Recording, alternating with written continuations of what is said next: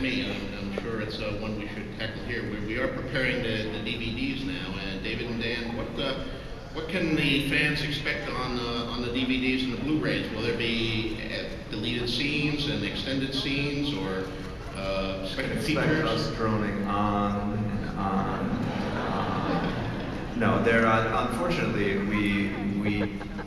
fortunately, we didn't really have any deleted scenes, and we pretty much used everything we shot. It was a very ambitious and challenging schedule, and so as a result of that, it's not like there were a lot of things left on the cutting room floor. But the DVD team is putting together a lot of amazing supplementary material with art from Will Simpson, who is our storyboard artist, an old school 2000 AD comic book guy, Judge Dredd guy, the Hellblazer guy, and he's done some really amazing work that's going to show up in the DVD that we're really proud of. The thing I'm really excited about on the DVDs, it would be great, I wish we had it here, we could show you, but the first auditions for everybody here, what they came in and did with those scenes, we don't have them here, but they are on the DVDs. If you could see what Momoa does, once Jason approves it and it goes on the DVD, because you need to see him doing, what's it called, the haka? Yeah. It's the dance that won in the role of Jason Momoa. And by the way, this is a good time to probably say thank you to the fans, because we were looking all over the world for Khal Drogo, couldn't find the right person, looking. We went on to, there are different threads where fans recommend the actors that they like, and Westeros. It was all Westeros, and there was a whole Khal Drogo one, and someone had Jason Momoa. And no offense, but I hadn't heard of you before that. I haven't watched it. I haven't kept up on my Baywatch, but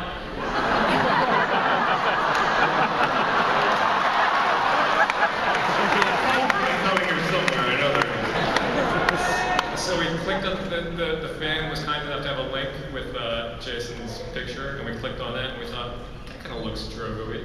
And so we thought, why not? Let's bring him in. And he came in and he read the scene, and then there's no dance in the actual scene. But Jason decided to show us how good he was. He was going to do the haka and just like tore off his shirt. That's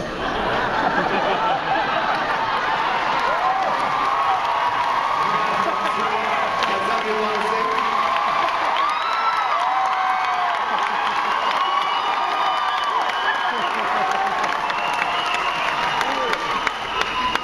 So buy the DVDs.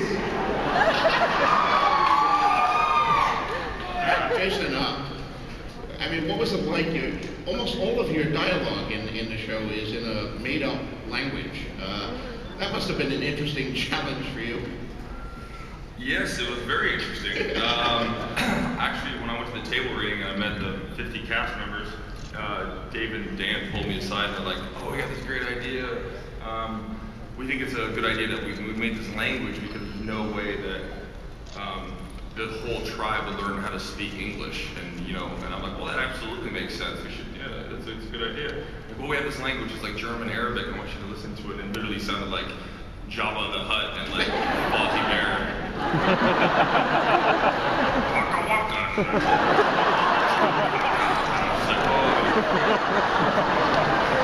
I was like, I really want this job, I won't do anything. And ordered a lot of pizza and got a lot of Guinness, and next thing you know, that's all it takes, a little bit of Guinness. I'm pointing out that we did not invent the language. It was David Peterson is the father. Amazing language, and it's so beautiful, and it was an honor to, it's absolutely the greatest acting achievement to learn something like that, and it's a true honor to be able to communicate like that with someone else and know what they're saying. It was fun.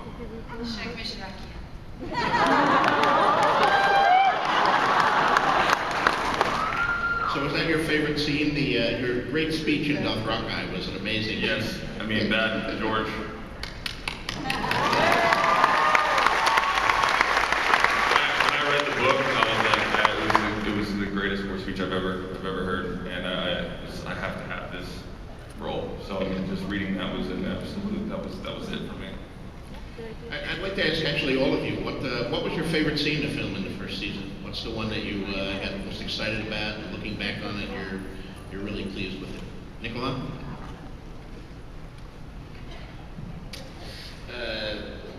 Well, Isaac was really annoying, so pushing him. No, that was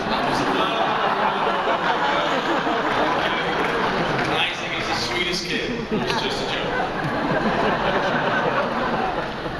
There were, to be honest, I think there's so many great scenes. I mean, to get those scripts and read those scenes, I really liked my last scene with Catelyn, and I think it was great to do that. And but yeah, kid.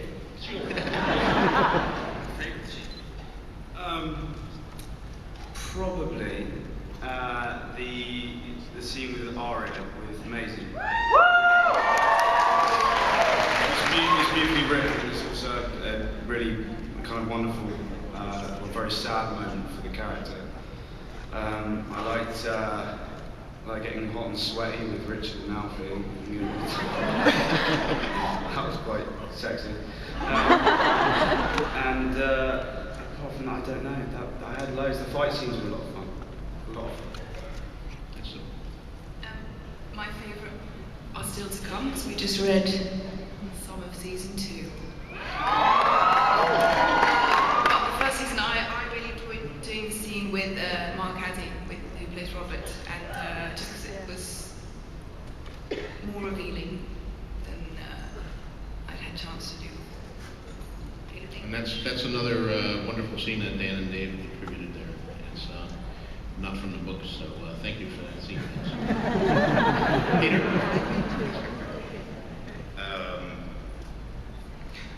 When I'm on trial, that was fun. It was a long day, and there was a lot of extras in that scene. And I felt like sort of a master of ceremonies for like a bunch of board extras. So it was entertaining off screen. So yeah, that was fun. Jason, we know yours, so we'll skip over Emilia. Hold on, there's a love scene there.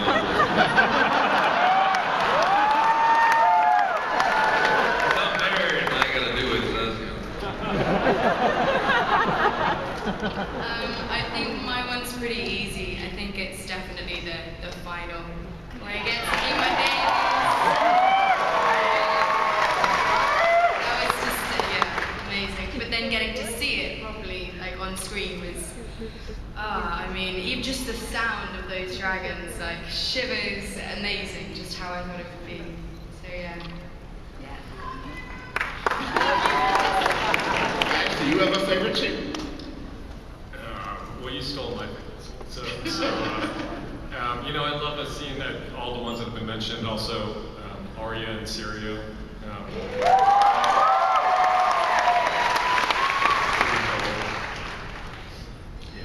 Yeah, I think we would be remiss if we did not at least mention all the people who could not be here with us today, but who contributed to the great stuff that you saw. I mean, the amazing crew and technical people who did all that fabulous work, and also so many cast members in this large ensemble.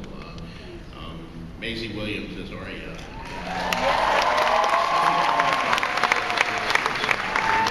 Harry Lloyd, who really did a critical thing with the series.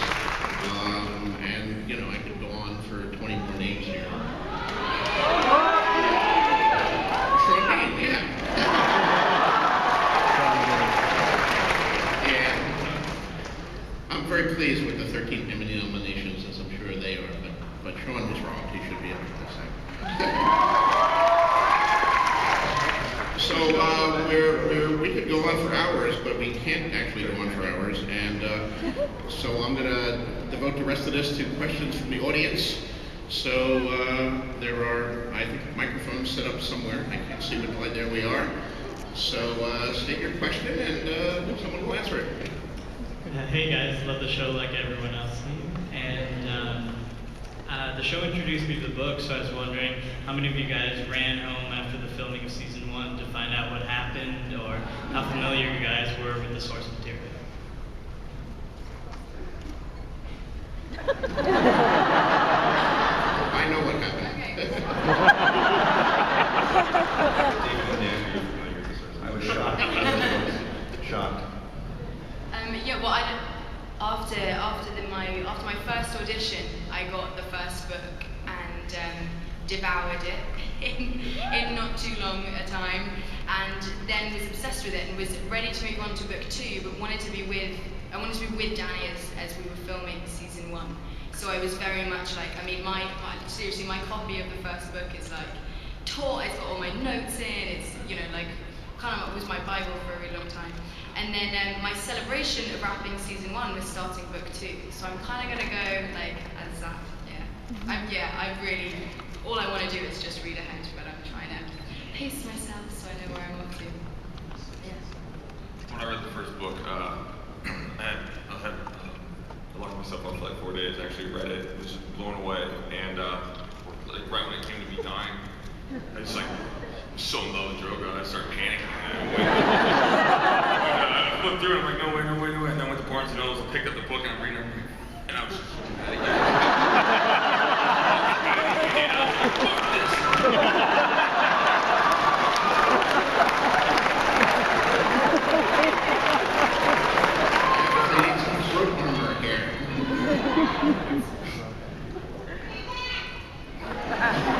Bring him back? Okay, I'll take that in 5 minutes. Who knows? He may have a twin brother somewhere. All right, we have another question?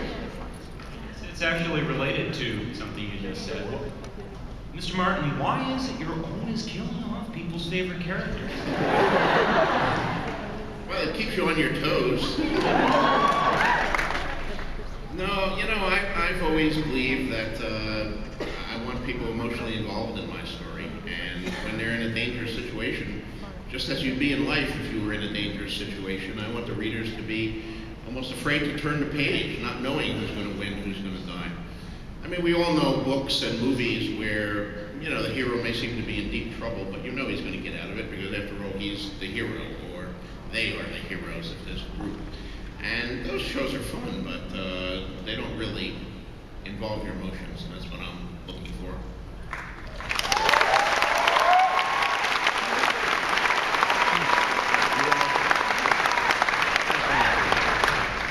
Hi, this question is for Lena.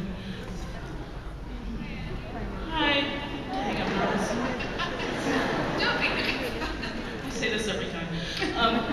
So for Cersei, how do you play all the different sides of her? The manipulative side, the side that loves her children no matter what, and how damn heavy were those wigs? That's what I loved about her is, and I know I've been criticised for giving her some humanity, but I think everyone deserves a chance.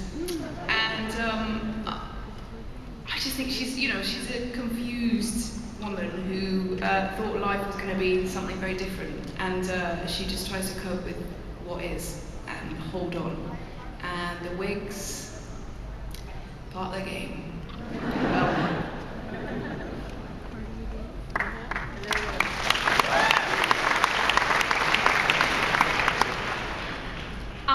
First off, I have to say, Jon Snow, you know nothing. And secondly, whether you've read the books or not, I just want to know, all of you, except for you, George, sorry, how would you end the series if you could do it? Like, what would you do?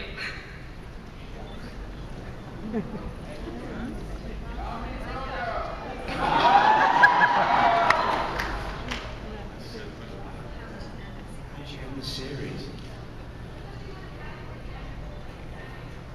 Well, I want Jon Snow to be on the throne, definitely.